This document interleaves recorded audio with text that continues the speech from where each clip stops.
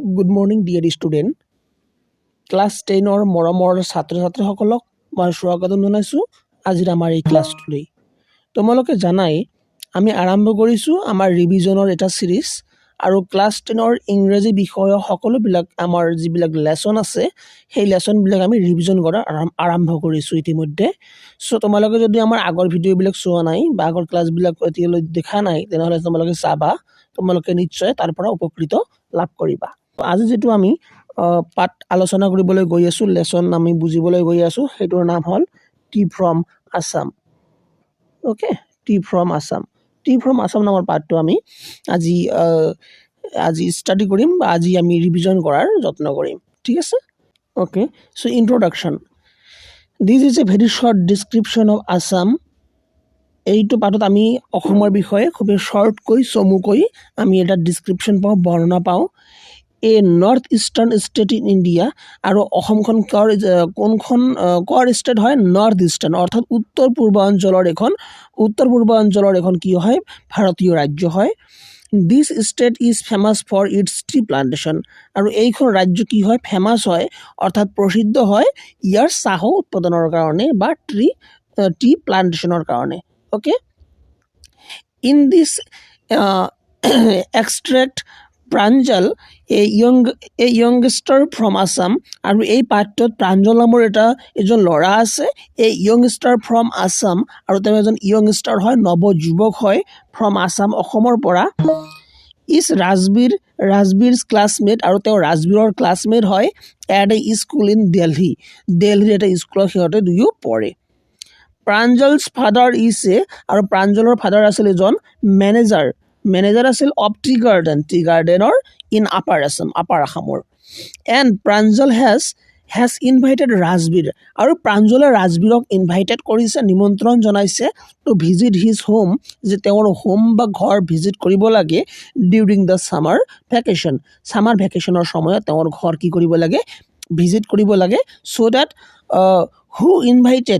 who invited ৰাজবীৰ? So' Pranjal invited Rajbir. আমি মনত ৰাখিম যে প্ৰাঞ্জলৰ ঘৰ অসমত আছিল আৰু ৰাজবীৰৰ ঘৰ ক'ত আছিল? দিল্লীত আছিল, আৰু দুয়ো ক্লাছমেট হয়, আৰু সিহঁত দুয়ো কোনখন স্কুলত পঢ়িছিল? চ' দিল্লীৰ স্কুলত পঢ়িছিল। Okay, after that summary, tea from Assam is an interesting story. আমাৰ যিটো অসমৰ চাহ বুলি যিটো আমাৰ পাঠটো আছে, এইটো খুবেই ইণ্টাৰেষ্টিং এটা ষ্টৰী হয় এবাউট টিৰ বিষয়ে, চাহৰ বিষয়ে, ইটছ হিষ্ট্ৰী, আৰু ইয়াৰ ইতিহাসৰ বিষয়ে, এণ্ড ছিগনিফিকেঞ্চ, আৰু ইয়াৰ গুৰুত্বপূৰ্ণতাৰ বিষয়ে। টু বয়জ, ৰাজবীৰ এণ্ড প্ৰাঞ্জলাৰ, দুজন বয়ৰ কথা পাওঁ আমি, দুজন ল'ৰাৰ কথা পাওঁ, এজন হ'ল ৰাজবীৰ আৰু আনজন হ'ল প্ৰাঞ্জল। আৰু ট্ৰেভেলিং টু আসাম, সিহঁত দুয়ো ট্ৰেভেল কৰে আসামলৈ।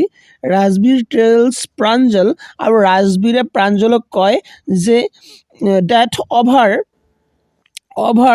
80 মিলিয়ন কাপছ অফ টি, কৈছে যে 80 মিলিয়ন কাপ অফ টি কি কৰা হয়? আৰু ড্ৰাংক, খোৱা হয় every day through out the world, গোটেই পৃথিৱীত এটা দিনত প্ৰায় 80 মিলিয়ন যিটো কাপ অফ টি আছে আমি খাওঁ বা গ্ৰহণ কৰোঁ বা ভক্ষণ কৰোঁ, ঠিক আছে? The train passes through green hills, যিখিনি ট্ৰেইন আছে, ট্ৰেইনবিলাক কোন পিনেদি পাছ হৈ গৈ আছে? সেউজীয়া যিবিলাক পাহাৰ পৰ্বত আছে সেইবিলাক দি পিনে পাৰ হৈ গৈ আছে। With a sea of tea bushes, আৰু তেওঁলোকে দেখা পাইছিল টি বুশেছ মানে হ'ল যে চাহৰ শাৰী থকা যিবিলাক গছবিলাক যে আছে, চাহপাতৰ যিবিলাক গছ আছে সেইবিলাক গছৰ কথা কৈ আছে। as far as can be seen, যিমান দূৰলৈকে দেখা পোৱা যায় সিমান দূৰলৈকে সিহঁতে দেখি আছে যে খালি কি আছে? টি বুশেছ আছে, চাহপাতৰ গছবিলাক আছে, ঠিক আছে? Rajbir is very excited, so' Pranjal's friend Rajbir বৰকৈ এক্সাইটেড হৈ আছিল। কিন্তু প্ৰাঞ্জলে who has been brought up, কিন্তু প্ৰাঞ্জল যিয়ে জন্মগ্ৰহণ কৰিছিল আৰু ডাঙৰ দীঘল হৈছিল brought up on a plantation, সেই চাহ বাগিচাৰ মাজতে, does not share his excitement, তেওঁ কিন্তু আমাৰ ৰাজবীৰৰ এক্সাইটমেণ্টটো শ্বেয়াৰ কৰিব নোৱাৰিল, বা ৰাজবীৰৰ এক্সাইটমেণ্টটো বুজি পোৱাত বা ৰাজবীৰৰ এক্সাইটমেণ্টত পাৰ্টিচিপেট কৰাৰ তেওঁ কোনো সৌভাগ্য নহ'ল। তাৰ মেইন কাৰণ কি? কাৰণ তেওঁ অলৰেডি চাইছে যিবিলাক চাহৰ গছ গছনি যিবিলাক আছে এইবিলাক অলৰেডি চাইছে আৰু তেওঁৰ সিমান এটা তেওঁ নাভাবিলে যে এইবিলাক কি হয়, কি এইটো সেনেকুৱা একো কথা নহয়। তেওঁ আগতে চাইছে, সেইকাৰণে তেওঁৰ এনেকুৱা লাগিছে যে এইটো কোনো ডাঙৰ কথা নহয়, ঠিক আছে। কিন্তু ৰাজবীৰৰ কাৰণে সেইটো বৰ ডাঙৰ কথা, আগতে তেওঁ চোৱা নাছিল যে। Rajbir then tells him about the, তেতিয়া ৰাজবীৰে তেওঁক কৈছিল কাৰ বিষয়ে? এবাউট দ্য ভেৰিয়াছ লেজেণ্ড, বিভিন্ন ধৰণৰ কাহিনী, যেনেকুৱাকৈ ভাৰতীয় কাহিনী এণ্ড চাইনিজ, ভাৰতীয় কাহিনী আৰু চাইনিজ কাহিনী।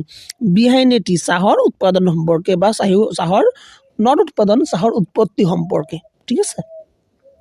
হি tells him how a Chinese এম্পায়াৰৰ বাই চান্স ডিস্কভাৰ, ৰাজবীৰে আমাক কৈছিলে, কি কৈছিলে যে কেনেকুৱাকৈ হাউ এ চাইনিজ এম্পায়াৰ, কেনেকুৱাকৈ চাইনিজ এজন ৰজাই বাই চান্স মানে ভাগ্যবশতঃ ডিস্কভাৰ কৰিছিলে। ডিস্কভাৰ মানে সৃষ্টি কৰা, আৱিষ্কাৰ কৰা, ডিস্কভাৰ টি, চাহৰ উৎপাদন কৰিছে। বেক ইন 2700 BC, মোটামুটি 2700 BC তেওঁ উৎপাদন কৰিছিলে। আৰু আন এটা ষ্টৰী আছিল কি? Another story was about how 10 T plant, কেনেকুৱাকৈ 10টা চাহপাতৰ গছ প্লান্ট গ্ৰো আউট, ডাঙৰ হৈছিলে, অফ আইলিড, চকুৰ পাতৰ পৰা, অফ বুদ্ধ ধৰ্ম এ বুদ্ধিষ্ট এচেটিক, বুদ্ধ ধৰ্মৰ এজন বুদ্ধিষ্ট এচেটিকৰ পৰা বা এজন সাধুৰ পৰা, ঠিক আছে। এই দুটা বহুত ইম্পৰ্টেণ্ট হয় তোমালোকৰ কাৰণে, এই ষ্টৰী দুটা। চ' তোমালোকে মনত ৰাখিবা দেই এই ষ্টৰী দুটা, মই তোমাক অলপ মনত পেলাই দি আছোঁ, ঠিক আছে। এটা ইণ্ডিয়ান কাহিনী, এটা চাইনিজ কাহিনী, ঠিক আছে। ইণ্ডিয়ান কাহিনীৰ কথা কি আছিল আৰু চাইনিজ কাহিনীৰ কথা কি আছিল? চ' ইণ্ডিয়ান কাহিনীটো আছিল এনেকুৱা ধৰণৰ, এজন বুদ্ধ ধৰ্মৰ এজন কি থাকে, মংক থাকে, এজন সাধু থাকে। সেই সাধুজনে কি কৰে? সেই সাধুজনে তেওঁ যেতিয়া ধ্যান কৰে তেওঁক টোপনি লাগে, সেইকাৰণে তেওঁৰ যিবিলাক চকুৰ যিবিলাক আইলিড আছে, চকুৰ পাতা যিবিলাক আছে, সেই পাতবিলাক কাটি দিয়ে আৰু সেই পাতৰ পৰাই 10টা চাহগছৰ পাত কি হয়, ওলাই আহে, ঠিক আছে, মাটিৰ পৰা। তাৰপিছত কি হয়, সেই পাতবিলাক যিহেতু টোপনি নাশ কৰিবৰ কাৰণে সেই চকুৰ পাতাবিলাক কাটি পেলাই দিয়া হৈছিল আমাৰ বুদ্ধিষ্ট মংকটোৰ দ্বাৰা, সেইকাৰণে চাহ খালে পিনে, চাহ যদি আমি পান কৰোঁ তেনেহ'লে কি হয়, আমাৰ টোপনি অলপ হ'লেও কি হয়, গুচি যায়। সেইকাৰণে এই কাহিনী এটা লিংক কৰি দিয়া আছে কিহৰ লগত? আমাৰ ইণ্ডিয়ান লেজেণ্ডৰ লগত বা ইণ্ডিয়ান কাহিনীৰ লগত, ঠিক আছে। আৰু চাইনিজ কাহিনীত কি হয়, এজন এম্পায়াৰৰ আছিল আৰু এম্পায়াৰজন মোটামুটি 2700 BC আগৰ কথা এইটো। এম্পায়াৰজনে কি কৰিছিল, তেওঁ মানে এটা অভ্যাস আছিল যে তেওঁ পানী যিটো খায়, পানী বইল কৰি পিনে খায়, ঠিক আছে, গৰম কৰি পিনে খায়। আৰু গৰম কৰি থাকোঁতে গছৰ ওপৰৰ পৰা কিবা এটা পাত আহি পৰিছিল আৰু পাতটো যেতিয়া সেই বইল পানীত পৰিছিল, তাৰ যিটো কালাৰ আছে, কালাৰটো চেঞ্জ হৈ গৈছিলে। তোমালোকে জানে নহয় চাহপাতে দিলে কালাৰটো চেঞ্জ হয়। চ' তাৰ কালাৰটো চেঞ্জ হৈ গৈছিলে।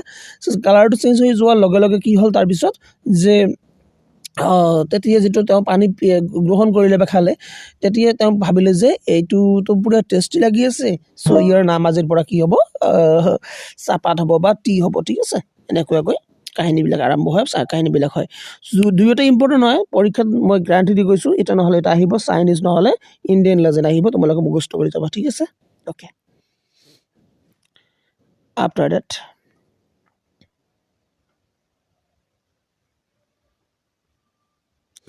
দিছ ৱাৰ্ড চাই এণ্ড চিনি আর চাইনিজ ওয়ার্ড, এইবিলাক এটা চাইনিজ ওয়ার্ড হয়, চাই চিনি এইবিলাক চাইনিজ ওয়ার্ড হয়। It was only in the 16th century, কেৱলমাত্ৰ 16th centuryত, অৰ্থাৎ 16th centuryত that tea came to Europe, যে চাহ ক'ত আহিছিল, ইউৰোপত আহিছিল। চ' ইউৰোপত বহুত লেটকৈ আহিছিল। টি কাম টু ইউৰোপ কেতিয়া আহিছিল, এইটো এটা ইম্পৰ্টেণ্ট হ'ব যে 16th centuryত আহিছিল, ঠিক আছে। বাই নাও, আৰু এতিয়া দে had reached মৰিয়নি জংচন, এতিয়া প্ৰাঞ্জল আৰু ৰাজবীৰে মৰিয়নি জংচন গৈ পালে। হিয়াৰ দে গট ডাউন, য'ত সিহঁতৰ এইটো স্থান আছিল আৰু সিহঁতে গট ডাউন হ'ল, নামি গ'ল and set off for Dhekiabari tea estate, আৰু সিহঁতে ক'লৈ গ'ল, ঢেকীয়াবাৰী টি ষ্টেটলৈ গ'ল। ঢেকীয়াবাৰী টি ষ্টেট সিহঁতৰ গন্তব্যস্থান আছিল। প্ৰাঞ্জলৰ ফাদাৰ ঢেকীয়াবাৰী টি ষ্টেটত কাম কৰিছিল, ঠিক আছে। অন বোথ, আৰু তাৰপিছত দুয়ো কি কৰিলে, both side of the road, ৰাস্তাৰ দুয়োটা চাইডে দেয়াৰ ৱেৰ টি বুশেছ, তাত বহুতো টি বুশেছ আছিল। উইথ ওমেন, আৰু ওমেনবিলাক কি কৰি আছিল, প্লাগিং টি লিভছ, আৰু ওমেন যিবিলাক আছিল সিহঁতে প্লাগিং কৰি আছিল, ছিঙি আছিল টি লিভছ, গছৰ চাহ গছৰ যিবিলাক পাত আছে সেইবিলাক ছিঙি আছিল।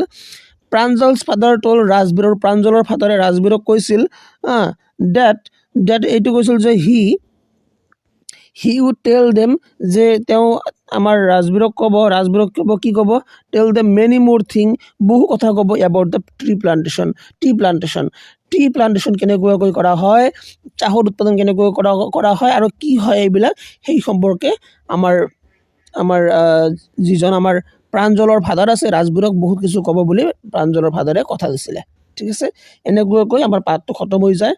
চ' ইয়াত ইম্পৰ্টেণ্ট কিনো আছে, কি আছেনো, মই এটা শ্বৰ্টকাটে কৈ দি আছোঁ। ঠিক আছে, চ' টি ফ্ৰম আছামত ইম্পৰ্টেণ্ট কথা হয় যে এক দিনত কিমান কাপ চাহ গোটেই অল অভাৰ ৱৰ্ল্ডত খোৱা হয়, চ' 80 মিলিয়ন। তাৰপাছত ইণ্ডিয়ান লেজেণ্ড আৰু চাইনিজ লেজেণ্ড কাহিনী দুটা মনত ৰাখিবা। তাৰপাছত দ্য ৱৰ্ড চায়ানচিনি ক'ৰ পৰা আহিছে, চাইনিজ ৱৰ্ডৰ পৰা আহিছে। তাৰপাছত প্ৰাঞ্জলৰ ফাদাৰে কোনখন টি ষ্টোৰৰ কাম কৰে, ঢেকীয়াবাৰী টি ষ্টোৰৰ কাম কৰে। ঠিক আছে, তাৰপাছত what is the final destination for the Rajbir and Pranjal, সিহঁতৰ ফাইনেল ডেষ্টিনেশ্যন আছিলে মৰিয়নি জংচন।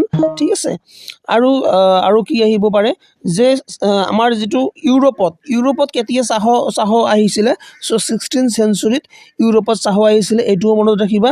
ঠিক আছে, তাৰপিছত এই দুটাটো ক'লোৱেই, ইণ্ডিয়ান আৰু চাইনিজ যিটো লেজেণ্ড আছে এই দুটা কিন্তু খুবেই ইম্পৰ্টেণ্ট হয়, তোমালোকে মনত ৰাখিবা। ঠিক আছে, আমাৰ মোটামুটি যিটো চাইনিজ লেজেণ্ড আছিল, চাইনিজ লেজেণ্ডত এম্পায়াৰে কেতিয়া চাহ ডিস্কভাৰ কৰিছিল, টি ডিস্কভাৰ কৰিছিল, চ' চনটো মনত ৰাখিবা 2700 BC। ঠিক আছে, এইটো মনত ৰাখিবা, এইকেইটা ইম্পৰ্টেণ্ট হয় ইয়াৰ পৰা। ঠিক আছে, গতিকে আশা কৰোঁ তোমালোকে বুজি পাইছা আৰু তোমালোকে পৰীক্ষাত ইয়াৰ পৰা MCQ আহিলে গ'লে সকলোবিলাক পাবা বুলি মই আশা ৰাখিলোঁ। লগতে আৰু এটা কথা মনত ৰাখিবা যে প্ৰাঞ্জলৰ ফ্ৰেণ্ডৰ নাম কি আছিল, ৰাজবীৰ, আৰু সিহঁতে কোনখন স্কুলত পঢ়িছিল, দিল্লীৰ স্কুলত পঢ়িছিল। ঠিক আছে, চ' এয়াই আছিল আমাৰ এই পাঠটোক সম্পূৰ্ণ কৰিলোঁ টি ফ্ৰম আছাম। চ' আজিলৈ মানে জয় হিন্দ, জয় ভাৰত।